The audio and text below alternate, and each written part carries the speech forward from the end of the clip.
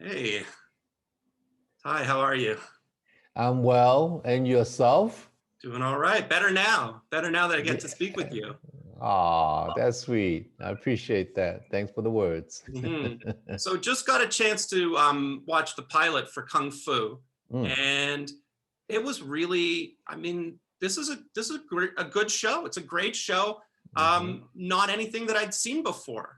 Despite having a bit of a legacy, it's a reimagining. hmm For you, does it represent, because I don't believe you've worked with Greg Berlanti before, might be the first time for that. Do you have any connections coming into this project? Yes, the showrunner. Yes. Now, this you're right. It is a first in my first CW show. Mm-hmm.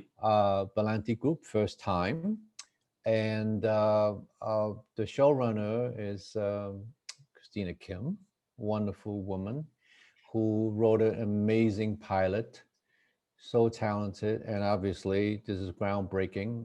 For me, it's the first Asian American woman showrunner I've ever worked for. Mm. So I'm really excited. I feel that our show will translate in many ways. One is that our inclusion and diversity in front of the camera, and I think you will also, see that we are the same way behind the camera. Our Zoom room. Now it's called a Zoom room now, Charles. I'm telling you, because it used to be the writer's room. Now it's a Zoom room.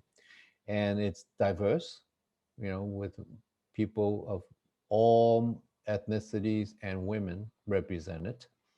All our guest directors as well, women and people of color, LGBTQ. I mean, we really are serious about diversity and inclusion. So I'm very excited, very excited. And I was hearing too that you've had some input into the show, into how to film. I imagine filming now during COVID presents its own challenges, but you've managed to find ways to make it even better at this time. I don't know was that significant, but but I actually suggested as a man, do a lot more weapons because it's naturally socially distanced. Mm-hmm. So, but there's some you're gonna see some weapons used, and you're gonna see hand-to-hand combat as well. So really, the Warner team is really pretty impressive in terms of putting, shooting under COVID conditions. It's very well put together on zones and color coded and contact tracing and all of those wonderful procedures. And, obviously a whole new department to take care of whatever comes up. We get tested 3 times a week. So there's only 3 department that ever comes in 3 people in specifically is hair, makeup, and sound. Nobody comes close to us, to in terms of prepping us to ready to shoot. And every time when there is an issue on, with anything, sound or flag in a shot or something, we leave the set and then they fix it, then we come back. So really, I can't say enough about how well we are taken care of. And I'm excited for people to see our show. Olivia is incredible in this role. Ain't Um, she? yeah, feels like a real. I've seen her work previously, but feels like a Mhm. real find in this show as well too. A real breakout. I'm hesitant to call you sort of the kind of Asian father, but that seems to be a common thread in a lot of your recent projects. But what do you Uh, enjoy about working most with Olivia? uh, Working with Olivia is something that we got lucky on, and that's chemistry. That you can't foresee, you can't pay for, you can't make. It happens or it doesn't. And we got lucky. I think we got good chemistry. So I obviously she's very talented. She's hardworking, and she's kind of goofy. She's fun to be with. And really, you haven't seen nothing yet. Wait till you see some of the other stuff. She's a triple threat, man. This girl can sing, dance, and act.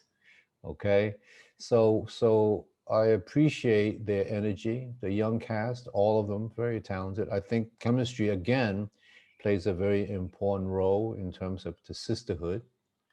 She and Shannon are like just two peas in a pot. I'm telling you, it's so the chemistry is always there already. So they behave like sisters. So there's no acting involved.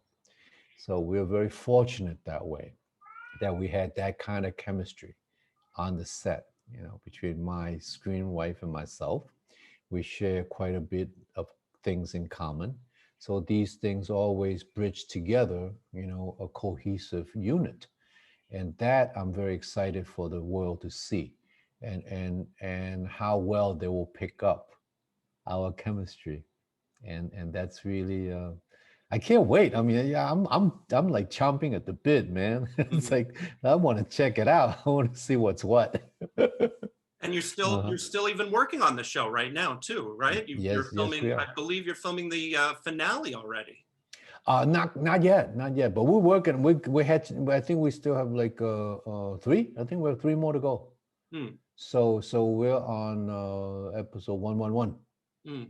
What do you think So about this show in terms of, there's a history to it.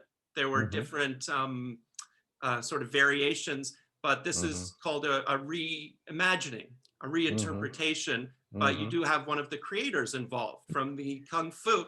Were hmm you familiar with the franchise? Do you think people should know about the franchise, or do you think that this is sort of the brand new experience? No, I think you should, because I thought I was the only one that was old enough to see the original in real time, but it turned out that my screen wife also had a shot too. So I wasn't alone, and I think what carries from the original show to our show, which is contemporary, is today. Takes place in San Francisco, not the Wild Wild West, but our hero, in our case, the heroine, is seeking justice. So that's a through line from the original to us. We have inherited that, and we're happy to inherit that. And the original show, I felt, was remarkable was that it's a literally an A list of all Asian American actors of the time. They got a chance to be on that show. And it tells you that their opportunities back in the day weren't that many. So I appreciated that. That made an impact for me because my mentor was a guest on that show in Mako. I was excited, and I think our show will also offer that opportunity. Is to you will be able to see a lot of exciting young Asian American talent coming through outdoors, and these are some of the things that I feel that is powerful, that we can continue that tradition. Okay. And the fact that we have a heroine in today's day and age is important. Representation, agency, independence, strength, okay, is important, because our community is under attack, because everybody sees us, we just easy picking, and we are just easy to target, and we're prey. And I think it's important to show strength, and you will see strength from our show. I think that is a powerful statement, and hopefully, that it will make an impact. Because obviously, given the present situation, I have no solution in terms of the short-term fixes.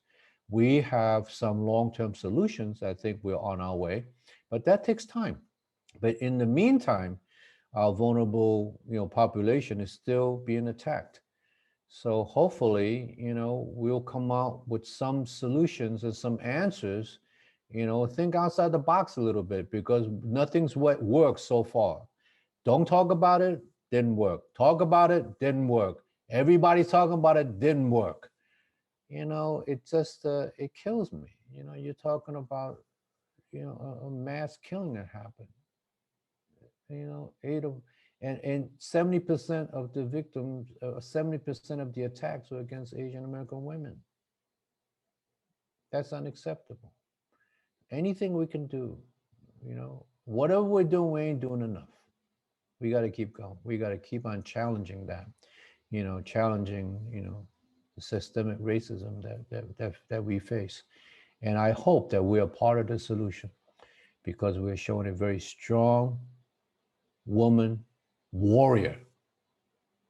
Be aware. She will take care of business. I certainly have been, you know, for me, TV, movies, they matter more to me now. You know, I've spent a lot of this pandemic time watching, and, you know, I know you've been a performer for 40 plus years, and looking to some of your, you know, classic projects, it's incredible, the body of work that you've amassed. But yet recently you've starred in so many projects that have been really meaningful to me, hopefully to you as well.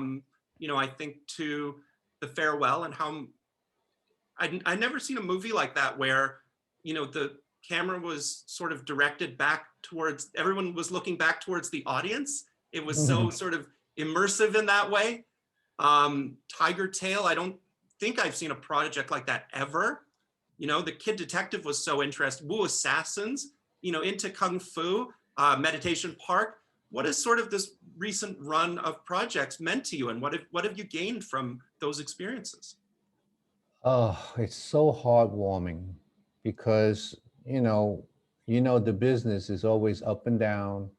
Things happen, things don't. And what's exciting about all the recent run of projects, not only they're meaningful to all of us as a general audience, but also meaningful for our own community and all the young, exciting director writers that's coming up.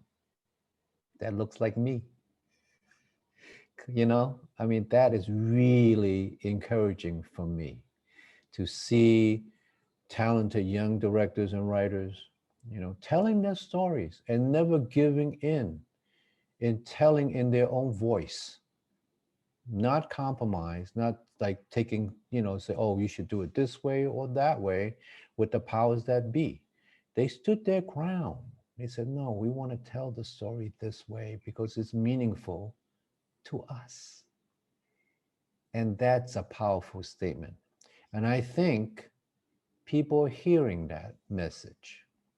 And we are giving the opportunity to do just that. And really, what more can I ask for? Right?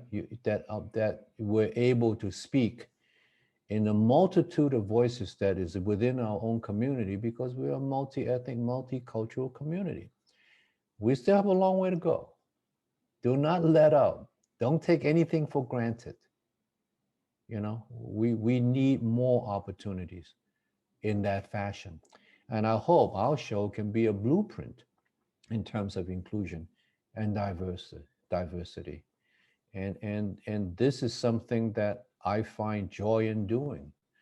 And hopefully that creates a kind of energy that these projects keep on coming to me and say, would you be a part of it? And I'll be honored to do that. And it's been that way. So I'm blessed. So, and I'm grateful. And I'm happy and I'm excited about the young talent that I see every day. What do you think it is about that talent in particular that, you said young talent and not afraid to tell stories that are meaningful to them? Do you find that this work just speaks to you? Do you feel like, in many of them, you're playing sort of the older father figure, oftentimes with daughters and with estranged daughters to start off with, but sort of coming back together. Do you think Yes. that there's a particular thread or through line that just happens to be speaking to you in these works, or do you see them as individual projects that all come together sort of at the same time? I both. They are individual projects that just so happen. The universe said, okay, we're going to show it all right now.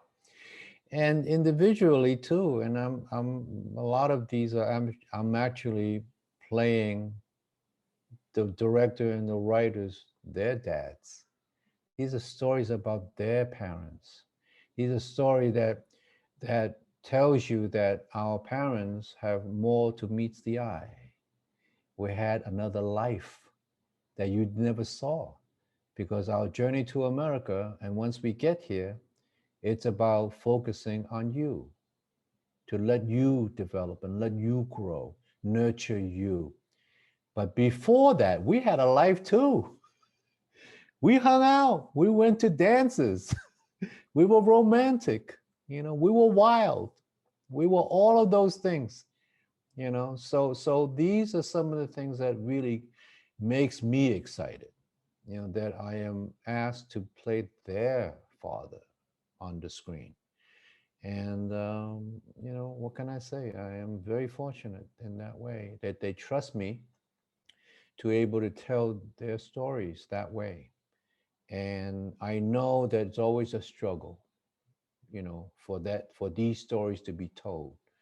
And I think there is a breakthrough, I believe.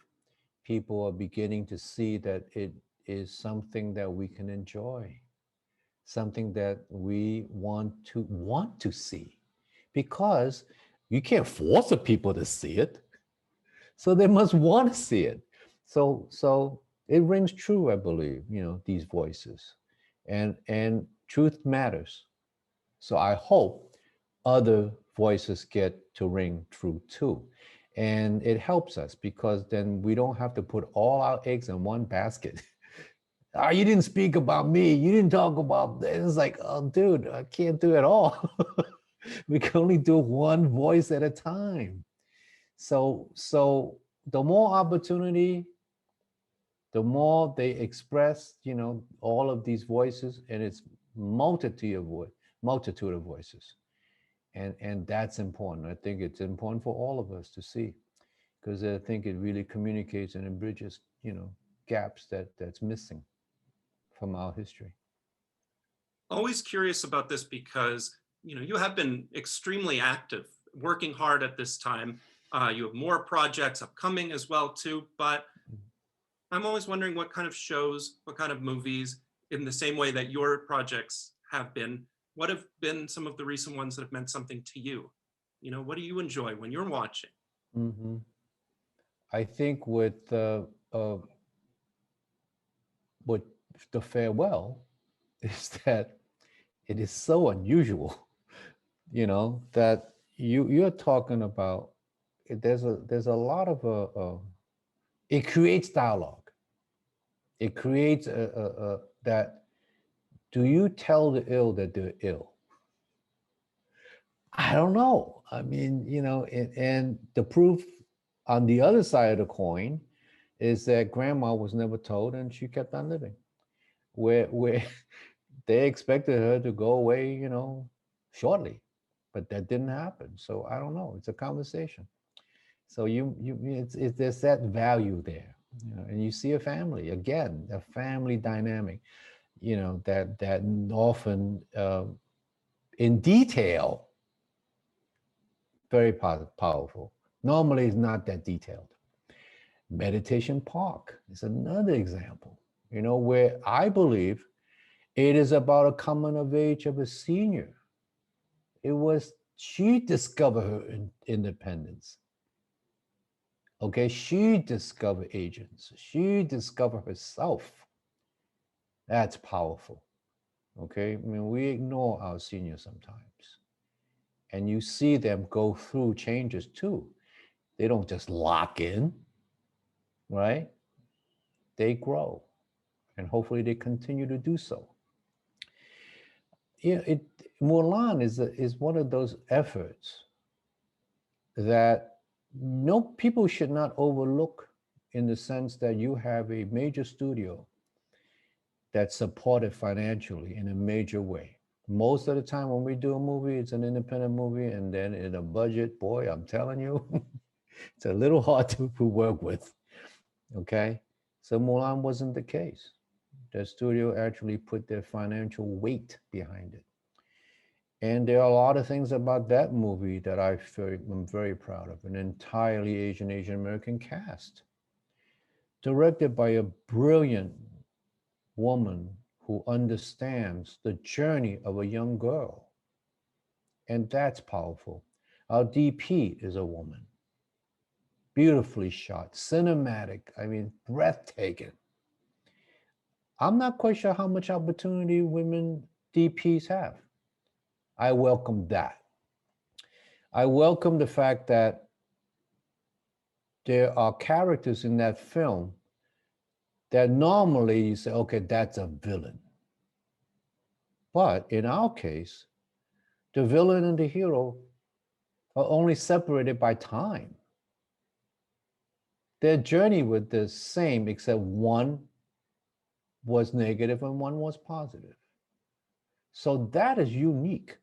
I've never seen anything like it, that you're able to talk about the villain in that way, in quotes, villain. It's really their journey. That's powerful.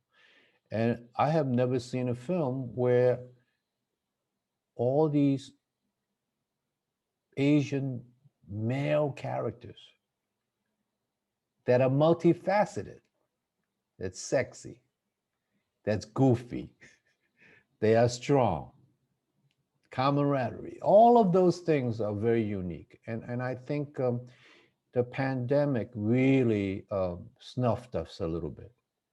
I wish the people get to see this movie sometime on the big screen because it's worthy of that. And the story is worthy, about a journey. And the performances are fabulous. I mean, you're talking about Yufei's performance is amazing. Going from a teenager to being dressed up as a man and then going to war and becoming a woman. I mean, come on, man, that's not easy to do. You have that element. So there are many things about Mulan that I think hopefully one day film historians will look at Mulan and say, okay, this was a powerful piece of cinema, you know? And it's exciting, even in a lot of ways, even Wu Assassins was kind of exciting because the character I play was an Asian American vet. I have never seen that guy. I want to do more of him. I want to see Asian American veterans portrayed because we've been in World War II, before that, and there were actually some evidence of the Civil War. There were Asian Americans in it. So I like to explore that possibility, and that was an important, and thank John Worth for doing that. I mean, Hell on Wheels with Byron, showing the entire last season of the Chinese building the Continental Railroad. Never done before. Little bits in here, and we're not even in the picture. When they finished the railroad at Promontory Point in Utah, they took a picture. There ain't no Asians in it. There ain't no Chinese worker in it, And we actually corrected that. We went to the 150-year anniversary, and God bless him, Corky Lee, our amazing documentarian in photos, who just passed last year because of COVID. And he reenacted that photo with us in it, with all the descendants of the railroad workers. So, these things mean things that is so personal to me, Charles. How can I say no? How can I refuse? How can I not do a good job? Do I not have the responsibility as a person, a human being, a member of the community to do that? I need to do it.